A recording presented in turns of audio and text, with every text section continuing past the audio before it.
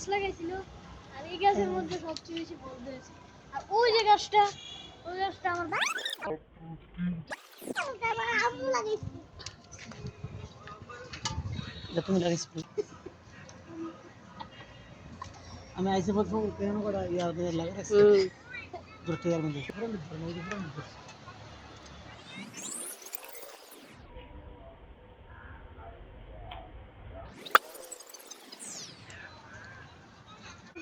আমরা হোম ডেলিভারিও দিব আমাদের কাছ থেকে